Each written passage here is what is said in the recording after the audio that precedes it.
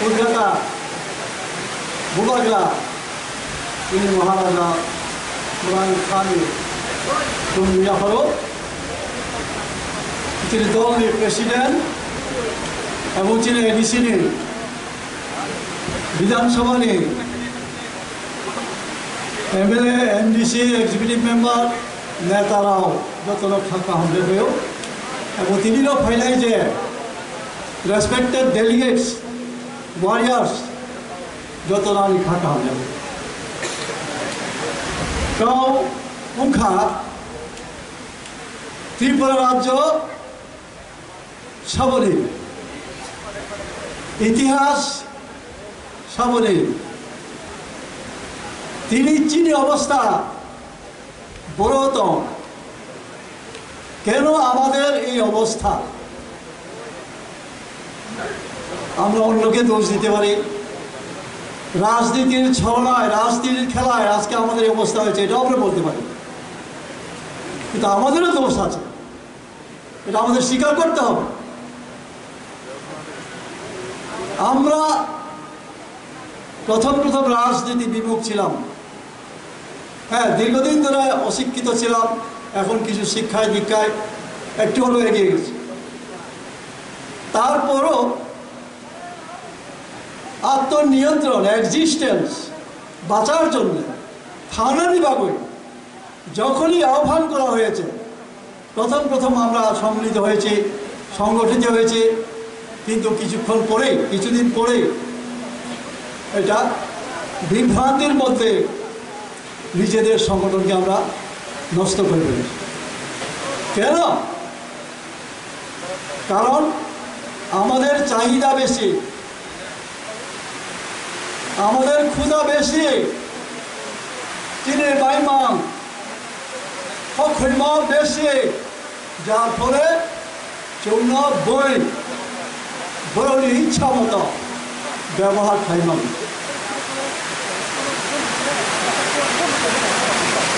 মিশু আমাদের চাইতে শক্তিশালী মিশিং তিনি শৈব শক্তিশালী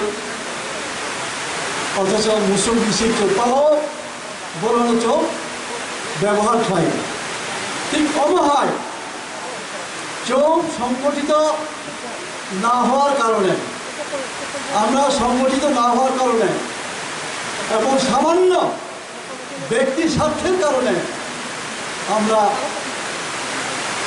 শোষিত হয়েছে শাসিত হয়েছে আর কতদিন বারবার এই উপজাতিদের স্বার্থ রক্ষার জন্যে এক্সিস্টেন্সের জন্য আন্দোলন হয়েছে আন্দোলনগুলি কেন সফল লাভ করতে পারে না আমরা সত্যি কি সংগঠিত এলিট গ্রুপ যারা লেখাপড়া জানে চাকরি করেন ছেলে মেয়েদের বাইরে পড়ান কেউ শিলংয়ে কেউ দিল্লিতে কেউ কলকাতায় এখন ইংলিশ মিডিয়ামে পড়ান এই যে গণ্ডি এই যে সেলফ সেন্টারনেস ব্যক্তি স্বার্থ নিয়ে যে আমরা নিজেদের মধ্যে গণ্ডি করে রেখেছি তার ফলে আমাদেরই ব্যর্থতা আমি বারবার বলি যে কোনো একটা উদ্দেশ্য আমরা রাষ্ট্রের বিরুদ্ধে রাষ্ট্র শক্তির বিরুদ্ধে আমাদের আন্দোলন বলতে আমরা তো বিচ্ছিন্ন হতে চাই না আমাদের স্বাধিকার রক্ষার জন্য আমরা ষষ্ঠ তফসিল পেয়েছি জেলা পরিষদ পেয়েছি কি লাভ হয়েছে আমাদের ছিল তাতে অনেক কিছু করা যেত অনেক কিছু করার স্কোপ আছে কিন্তু আমাদেরকে করতে দেওয়া হয়নি আমি অবাক হয়ে যাই গত বছর মিজোরামের পই না লাই অটোমাস ডিস্ট্রিক্ট কাউন্সিলের ইলেকশন লাই কত ওখানে 15 থেকে 20,000 তাদেরকে ছোট্ট তাদের জন্য একটা অটোনমি দেওয়া হয়েছে মিজোরামে এই 10-15,000 অটোনমি লাইদের ইলেকশনে ক্যাম্পেইন করতে গিয়ে এক ডাক বাংলায় রাত্রিবেলায় শুলাম, পরের দিন সকালে উঠে দেখি যে ডাক বাংলার কাছেই একটা office of the revenue officer, lie autonomous district council. What a strange, অদ্ভুত। 15,000 লোকের একটা ডিস্ট্রিক্ট কাউন্সিল, তারা এই তহসিল অফিস না, রেভিনিউ অফিসারের অফিস তাদের আছে, রেভিনিউ তারা কন্ট্রোল করে। আর আমাদের এখানে প্রায় 15 লাখ উপজাতিদের এই অটোনমাস ডিস্ট্রিক্ট কাউন্সিল আমাদের তহসিল পর্যন্ত স্কোপ আছে আমাদের যাওয়া। প্রথমেই আমি আগেও বলেছি এবং এটার উদাহরণ দিয়েছি, পেপার দিয়েছি, মহারাজের কাছেও দিয়েছিল। সেই 2000 সালে 9টা ডিপার্টমেন্ট ডেপুটি ডাইরেক্টর র্যাঙ্কের অফিসারকে এডিসির আন্ডারে দেওয়া হয়েছিল। গভর্নর সই করে অ্যাপ্রুভ করে গেজেট নোটিফিকেশন করে এই 9টা ডিপার্টমেন্ট দেওয়ার জন্য দেওয়া হয়েছিল। আজ পর্যন্ত সেই 9টা ডিপার্টমেন্টের কোনো খবর নেই। এইখানে এডিসি আছে কিসের জন্য? ভিলেজ কাউন্সিল কিসের জন্য? হওয়ার কথা ছিল ভিলেজ কাউন্সিল, এটাকে করা হয়েছে ভিলেজ কমিটি। এই কাউন্সিলে পাস করে এবং ভিলেজ কমিটিকে ব্লকে থ্রু করা হয়েছে। আমি সিএমকে বলেছি আপনার কাউন্সিলে আবার বিল আনেন, যেই কাউন্সিলগুলি বা কমিটিগুলি ব্লকে থ্রু করা হয়েছে এটা আবার এডিসিকে রিটার্ন করা হোক, রিফান্ড করা হোক। বিল করেন, বিল পাস করেন, তারপরে যদি না দিয়ে আমরা আন্দোলন করব। আজকে এডিসি আছে, অথচ এডিসির সমস্ত কাজ ব্লক করছে। তো এইভাবেই তো আমাদেরকে বঞ্চনা করা হয়েছে। এই এডিসি, আমি একটা সংস্কৃতির একটা উদাহরণ আছে, পণ্ডিতরা বলে গেছেন, পুস্তকথা পূজা বিদ্যা পরহস্তগতম ধনম, কার্যকালে সমুৎপন্নে নশা বিদ্যা নত ধনম। বিদ্যা পুস্তকে আছে, আমার কাছে তো নাই, তাহলে এই বিদ্যা কি কাজের? আমি যখন ক্লাসে পড়তাম, স্কুলে পড়তাম, তখন এক শিক্ষক আমাকে একটা গল্প বলেছিলেন যে এক ব্যক্তি বিরাট বিরাট আলমিরা করে বিরাট বিরাট বই কিনে রেখেছেন। উনি পড়তে জানেন না, কিন্তু বই কিনে রেখেছেন। তার কি লাভ? টাকা পয়সাও ধন রত্নও যদি আমার ধন আরেকজনের কাছে গচ্ছিত থাকে, সময়ে যদি আমি এই ধনটা না পাই, আমার কি কাজ হবে? এডিসিকে ঠিক এইভাবে করে রাখা হয়েছে, পঙ্গু করে রাখা হয়েছে। এডিসির ক্ষমতা কুক্ষিগত করে রাখা হয়েছে রাজ্য সরকার। তার জন্য আমাদের আন্দোলন করতে হবে। আমি যে গ্রেটার ত্রিপুরা নেন, আমার কাছে পেপার এভিডেন্স আছে, আমি কিছু আপনাদের দেখাই। এডিসি এলাকাকে নিয়ে পৃথক রাজ্য দেশের কোথাও হয়েছে নাকি? কাকে বিভ্রান্ত করা হচ্ছে? রবীন্দ্রনাথ ভিলেজের সবাই বাজুবনিয়ান আমার জ্যাঠাতো ভাই হয়ে মারা গেছেন। দীর্ঘদিন উনি পার্লামেন্টের সদস্য ছিলেন। পার্লামেন্টে একবার ওনার ছবি বেরিয়েছে, পার্লামেন্টের ভেতরে শুয়ে আছেন, ঘুমিয়ে আছেন। আর এখানে ত্রিপুরায় আছে, কি সুন্দর একটা বিবৃতি দিয়েছে যে এডিসিকে নিয়ে কখনো রাজ্য হয়েছে, এরকমগুলো ব্যাপার আছে ত্রিপুরাতে এবং ভারতে। এইবার দেখেন গেজেট অফ ত্রিপুরা, পার্লামেন্টে আজকে যে আমরা মিজোরাম বলি, মিজোরাম একটা স্টেট, এই মিজোরাম ডিস্ট্রিক্ট কাউন্সিল ছিল, অ্যামেন্ডমেন্ট করে এই মিজোরামকে স্টেট করা হয়েছে। মিজোরাম ডিস্ট্রিক্ট কাউন্সিল যদি স্টেট হতে পারে, আমাদের ত্রিপুরা যে ডিস্ট্রিক্ট কাউন্সিল স্টেট হবে, তার বাজু কোথায় পেলেন?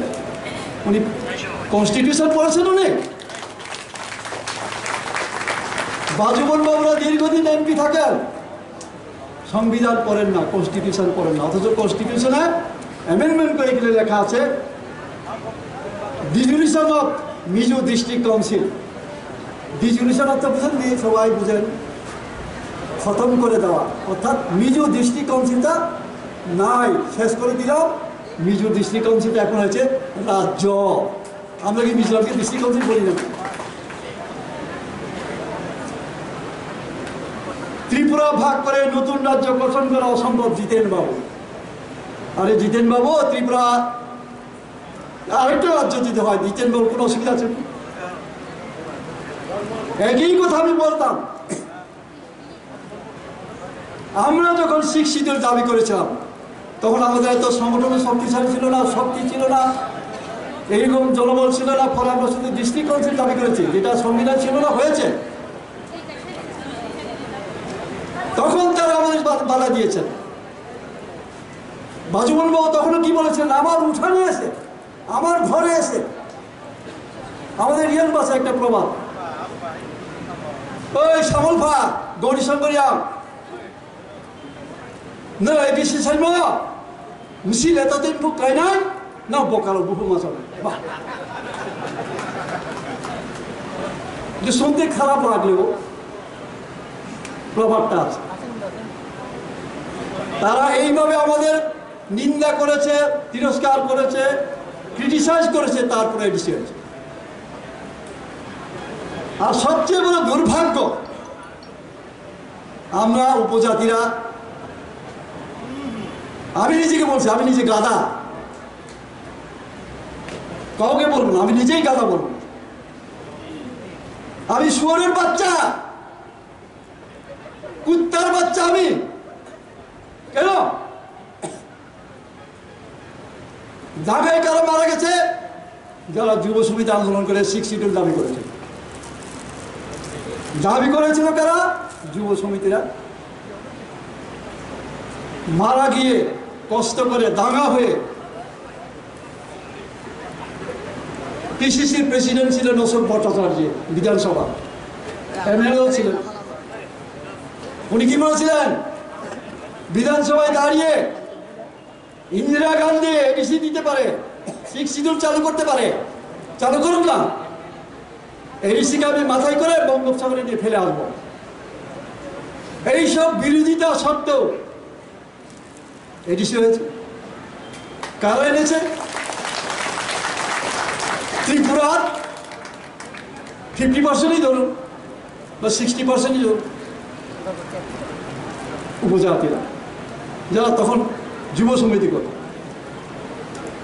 84 ইংরেজিতে এডিসি হলো, 85-তে হলো নির্বাচন। ক্ষমতায় যাওয়ার কথা কার? আজকে আমি মহারাজাকেও সাবধান করে দিচ্ছি, আমরা গ্রেটার ত্রিপুরায় পাবো হয়তো, বা অন্য কোনো ফর্মে হয়তো পাবো। ইলেকশন হবে, দেখবো যে বিজেপি ক্ষমতায় অথবা সিপিএম ক্ষমতায়। তা আমি গাধা না, আমি শুয়োরের বাচ্চা না, আমি কুত্তার বাচ্চা না।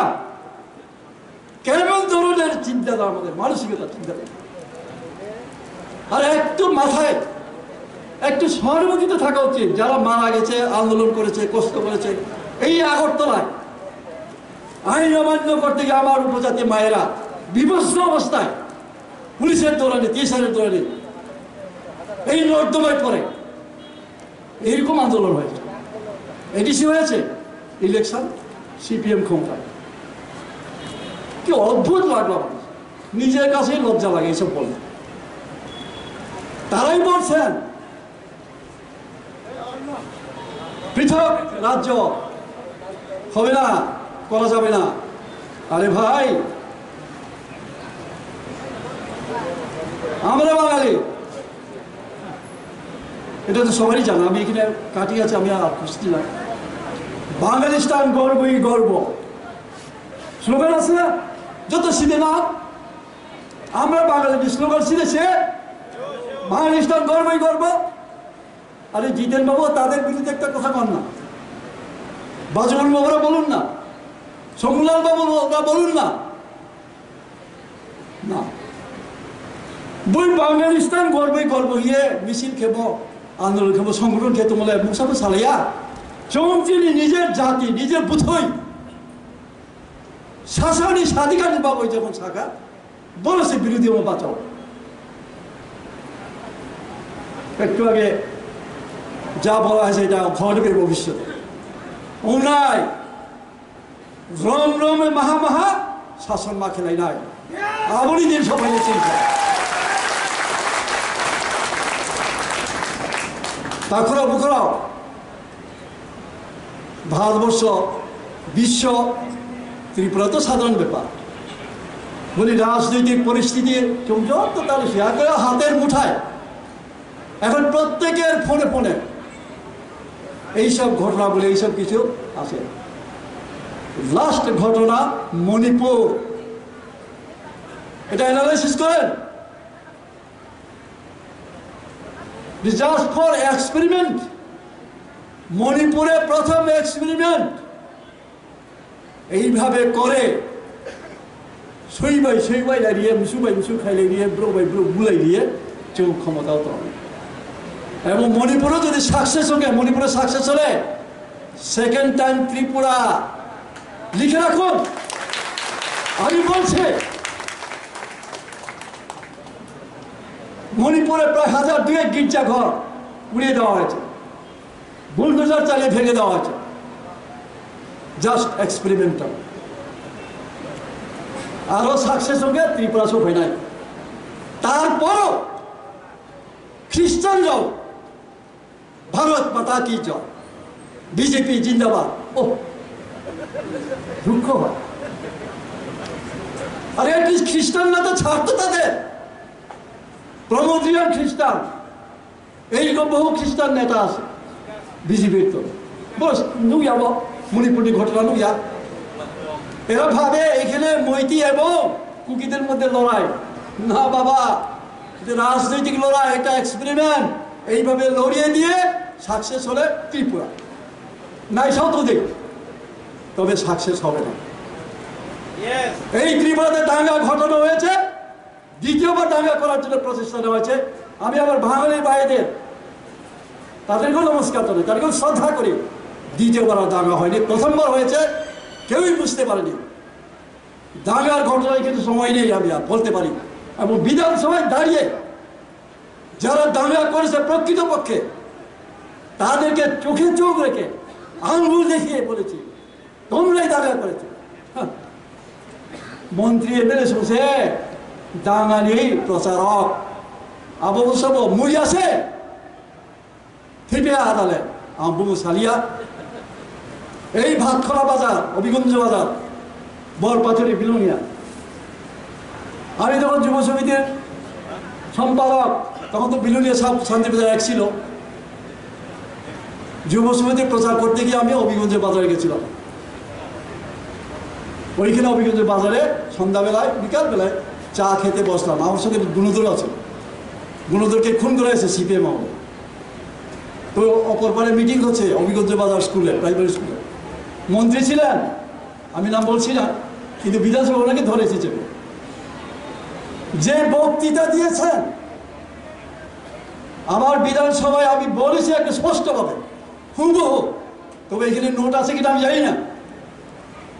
প্রথমে কম্বরের ভাষায়, কারণ এখানে রিয়া, ত্রিপুরী এবং বাংলা আর কেউ যায়, পরে এটাকে আবার বাংলা ভাষা।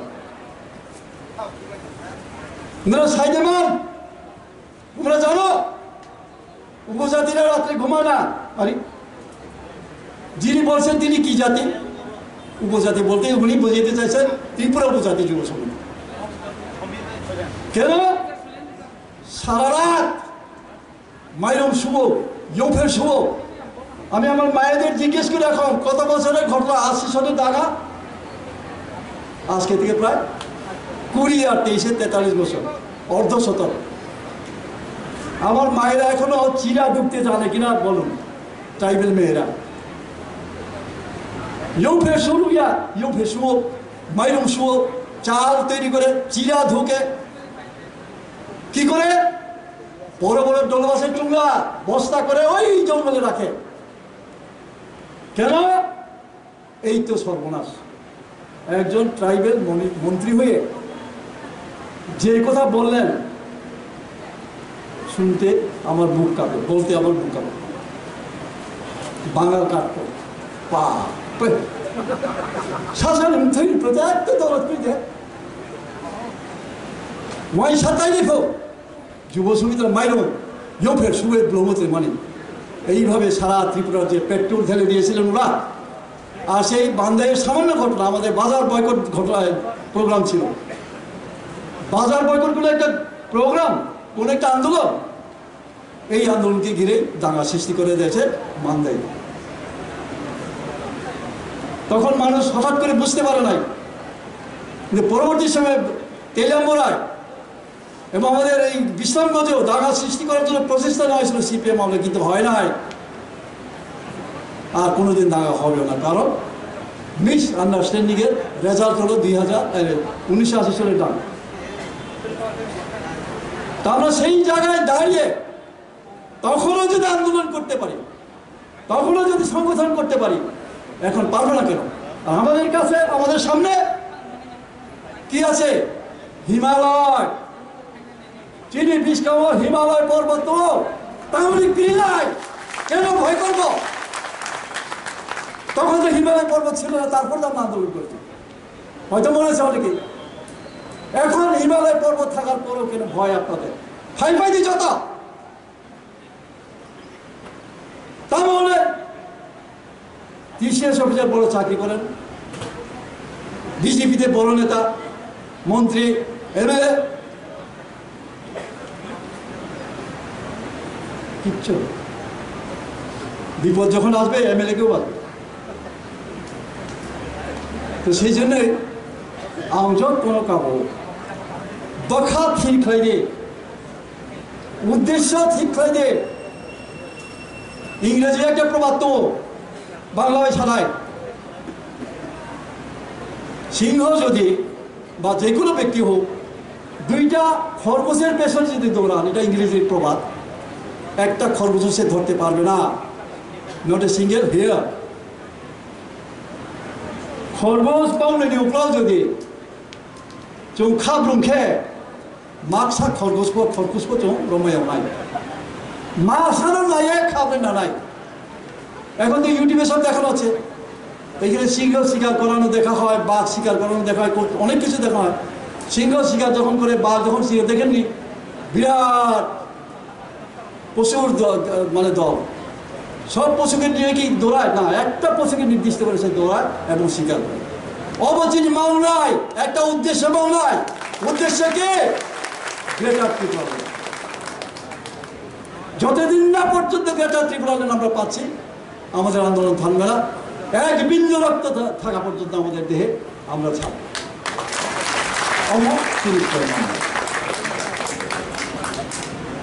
রিসেন্টলি আমার দাদা রামপদবাবু বিধায়ক মহাশয়, আগে বলতেন বন্দুক লাঠি, ধর্মান্তরিত জনজাতিদের এসটি সুবিধা বাতিল করা হোক, আবার রামপদলে পয়সা দে বুঝা দে, তাহলে জাতিটা বড় বড়। ঘরের শত্রু বিভীষণ, বাইরের শত্রু রাবণকে বধ করতে পারত না যদি বিভীষণ শত্রু না হয়ে যায়। চিনি শত্রু সে বড়, আইডিটি খাইতে পারো না, চিহ্নিত খাই দে। Future will speak something for that. Bangladesh যুদ্ধের সময় কি হয়েছিল? রাজাকার বাহিনী, ভারত স্বাধীনতার সময় হয়েছে এরকম, ইংরেজের পক্ষে কিছু কাজ করেছে, আজকে তাদের শাস্তি হচ্ছে। হবে, ইতিহাস এটা কোনোদিন কাউকে মাফ করে না। জাতির বিরুদ্ধে যদি লোক আরো গন্তব্য, জাতির বিরুদ্ধে যদি লোক ষড়যন্ত্র থাকে, জাতি নুন ক্ষমা খাইয়া, ইতিহাস কোনোদিন ক্ষমা করে।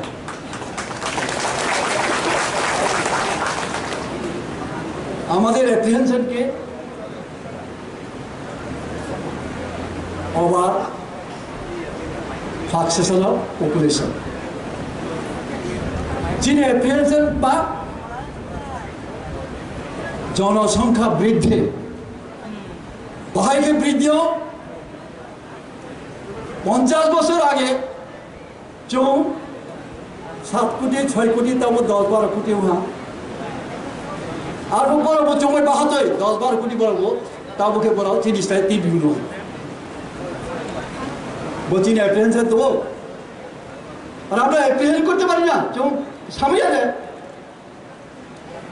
অথচ আসামের মুখ্যমন্ত্রী মহামান্য হিমন্ত বিশ্ব শর্মা তবে সারা আমার পরে চালালো illegal settlers planning to grab power in Assam by 2050 Chief Minister.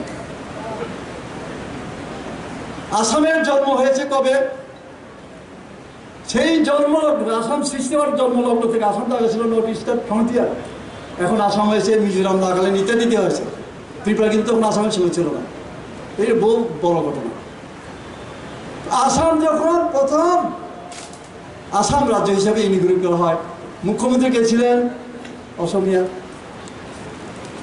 সেই 50 বছর আগে এখনো কে মুখ্যমন্ত্রী আছেন অসমীয়া তারপরও তারা অ্যাপ্রিহেন্ড করছে বহিরাগত বাইরের থেকে যারা আসছে আমাদের সংখ্যা বৃদ্ধি পাচ্ছে সংখ্যাগরিষ্ঠ তারা আসামের শাসন ক্ষমতা ক্যাপচার করবে গ্রেপ করবে চুপ সামনে যাব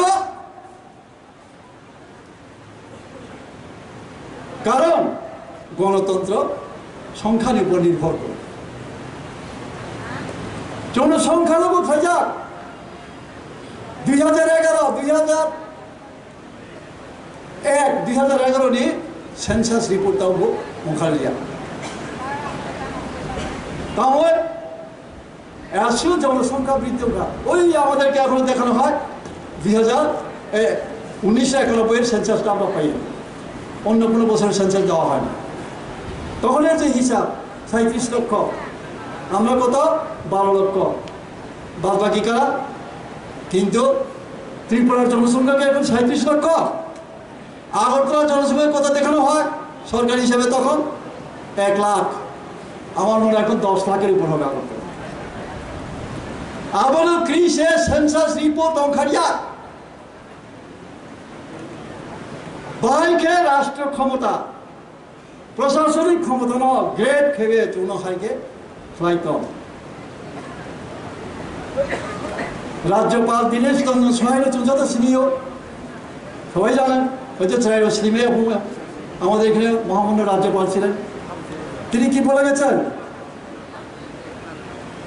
ত্রিপুরার উন্নয়ন নিয়ে বিহারের সেমিনারের সময় তিনি বলেছিলেন অস্তিত্ব বিলোপের সংখ্যা থেকেই উপজাতিরা হাতে অস্ত্র তুলে নিয়েছে রাজ্যপাল সহায় খুব অন্যায় বলেছেন খুব অন্যায় দেব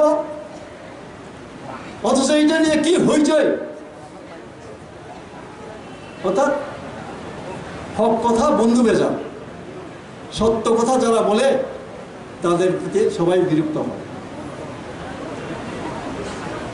বিজেপি এখন কি করেছে two resist the demand of greater Tripuraland 7 কথা সমাজ এটা আবার কোন সমাজ গ্রেটার ত্রিপুরাল্যান্ড রেজিস্ট খেলব 7 কথা সমাজ ইয়ে 3 কথা বিজেপি যেইভাবে 6 শিডিউলের দাবিতে যুব সমিতি আন্দোলন করেছে তখন কি হয়েছিল আমরা বাঙালি সৃষ্টি করেছিলেন নিপেন বাবু ফান্ডিং সহ সব কিছু তার 7 কথা সমাজকে হ্যাঁ গ্রেটার ত্রিপুরাল্যান্ডের বিরুদ্ধে বাঁচাই হ্যাঁ স্মরণ রাখবেন এবং প্রত্যেকটা খবর জোগাড় করে রাখুন হয়তো বাঙালিস্তান চাই আমরা বাঙালি পত্রিকাতে দেখ আমরা তো মিথ্যা কথা বলছি আমরা পালঙ্ক ছায়া কিন্তু বাঙালিস্তান চাইনিও আরে বেড়া তোমার পশ্চিমবঙ্গ আসে না আর এখানে বাঙালিস্তান দরকার কেন উপজাতিদের বিরুদ্ধে উপজাতিরা আমাদেরকে কি করবে শোষণ করবে বাংলাদেশ থেকে যারা আসছে তারা এখানে বাঙালিস্তান চায় তোমরা বাংলাদেশে গিয়ে বাঙালিস্তান দাও আন্দোলন করে চাও আমরা সাহায্য করবো বলিস তাদের ওইখানে তো সাহস করে না গুতালি খাইব এইখানে ত্রিপুরার উপজাতিরা সরল বসে থিওরি বসে ফিলোসফি চৌখেব আসছো তাই সম আং গাদা আং ও musuk, pon, soy. Hai position tong se to Bangladesh sai mo mas hoya. তো বাংলাদেশ আমরা বাংলাদেশটা সেবিয়া এখন তো প্রায় 1.5 কোটি 2 কোটির মতো বাঙালি আছে বাংলাদেশে চায় না একটা আঞ্চলিক পরিষদ না ওইখানে যাইতে পারবে এইখানে বাংলাদেশটা লাগে তো অনেকক্ষণ বললাম আমাকে খুব কম সময় দেওয়া হয়েছে শেষ আমি আর 2-3টা কথা বলি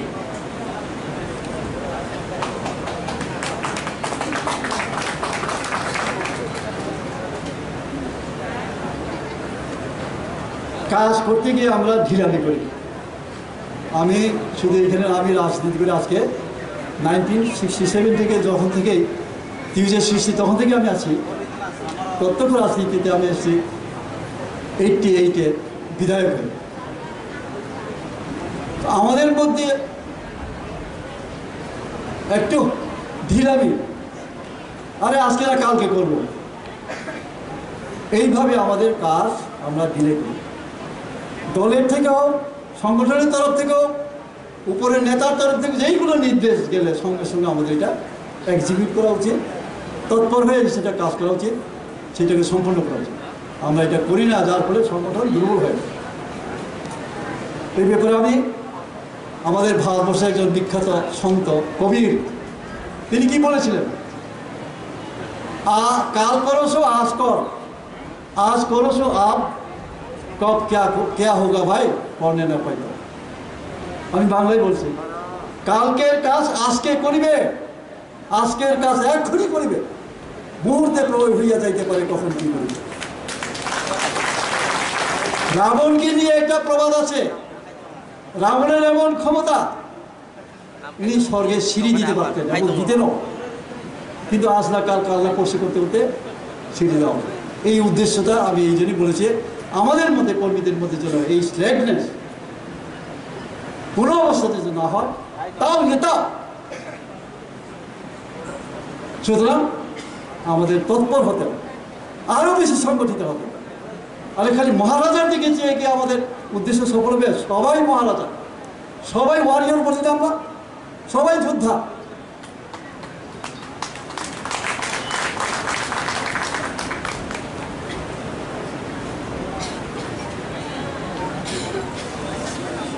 তো শেষ কথা বলে লিডার আমরা মহারাজাকে আমাদের লিডার মানি আমি ওনাকে প্রশংসা করছি না ওনাকে খুশি করার জন্য বলছি না বাস্তব যেটা বলছি সেই সংস্কৃতির কথাই যাই আবার ইন্দ্রও হবি লোকথাম জাতি স্বয়ং প্রখ্যাপিতের গুণ ইন্দ্রও যদি নিজ মুখে নিজ গুণ কীর্তন করে তার ইন্দ্রত্বেও কিন্তু লোকতা প্রাপ্ত হয় এটা শাস্ত্রে লেখা নেতাকে আমরা সবাই নেতা নেতা চিৎকার করি সবাই নেতা নেতা জন্মায় নেতা তৈরি করা যায় না নেতাজি সুভাষ জন্মেছেন কেউ তৈরি করেনি নেতাজিকে নেতাজির জীবনে একটু বলে ছোট বয়সের কথা কটকে জন্মগ্রহণ বাবা সেখানে অফিসার ছিলেন বাংলা জানতে না অথচ বাঙালি কারণ ওইখানে জন্ম ওইখানেই পড়াশোনা তো যখন 9-এ উঠে তখন কলকাতায় ভর্তি তার বাবা নেতাজি আসলেন কলকাতা স্কুলে ভর্তি হলেন বাংলা পরীক্ষা দিলেন 9-এ প্রথমে 0 বাঙালি ছেলে বাংলা পরীক্ষা 9-এ 0 এই তো বেচারা চেপতে গেল সবাই হাসতে লাগছে বার্ষিক পরীক্ষা বাংলায় 100-তে 100 কীভাবে সম্ভব আমরা কি পারবো না চৌমাইয়া দেবো না 100-তে 100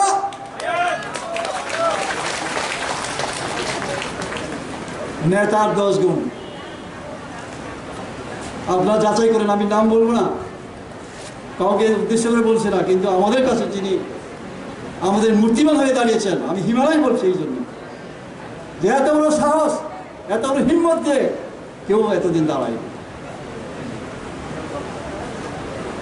গুণগুলি আমি ওনার কাছে পেয়েছি এবং আমি তো বলবো এটা শাস্ত্রের কথা নেতাকে ত্যাগ যার আছে সহনশীলতা যার আছে মমত্ববোধ যার নির্ভীক আপোষহীন সিংহের মতো পরাক্রমী, নির্লোভ, উদ্যমী, দূরদর্শী এবং বিপর্যয়ে যে কোনো দুর্যোগে মানে ভেদ করে, এটাকে ভেদ করতে পারে, তিনি হলেন নেতা। আমরা নেতা নেতা করে চিল্লাইলে নেতা বলি। আমি নিজেকে কোনোদিন নেতা বলি না, নেতা স্বীকারও করি না। সারা রাস্তা বুধুবো বসে, সাবরুম থেকে আগরতলা পর্যন্ত পয়দলে আমরা পদযাত্রা করেছিলাম শান্তির জন্য। সাবরুম স্কুল থেকে আমি আগরতলা পর্যন্ত হেঁটেছি। বস্তলায় এসে দেখি যে আমরা পিছনে পড়ে গেলাম।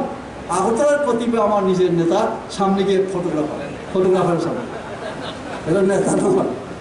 সুতরাং এইরকম নেতা কেউ হবেন না, কারাকারি করবেন না ফটো তোলার জন্যে, মুখ দেখানোর জন্য, বুক ফোলানোর জন্য কোনো কারাকারি দেবো না। পিছনে থাকেন, কাজ করেন। কর্মণ্যেবাধিকারস্তে মা ফলিষু করাতে, গীতায় শ্রীকৃষ্ণ বলেছেন ষষ্ঠ অধ্যায়ে, কর্মণ্যেবাধিকারস্তে মা ফলিষু করাতে, কর্মে তোমার অধিকার অর্জনকে বলেছেন, ফলের জন্য কোনো চিন্তা করেন না। কাজ খাইলে সামনে তাদের কাজ করেন, ফলের জন্য কোনো চিন্তা করেন না। কি ফল হবে? ভগবান ফল দেবে, কোনো অবস্থাতে আপনাকে বঞ্চিত করা। নমস্কার, সবাইকে আমার আন্তরিক শ্রদ্ধা ভালোবাসা জানাই। যুবকরা, আইনুলথন, আমার ওয়ারিয়ররা দীর্ঘজীবী হন, আরও শক্তিশালী হন, আরও মর্মবিদ হন। নমস্কার।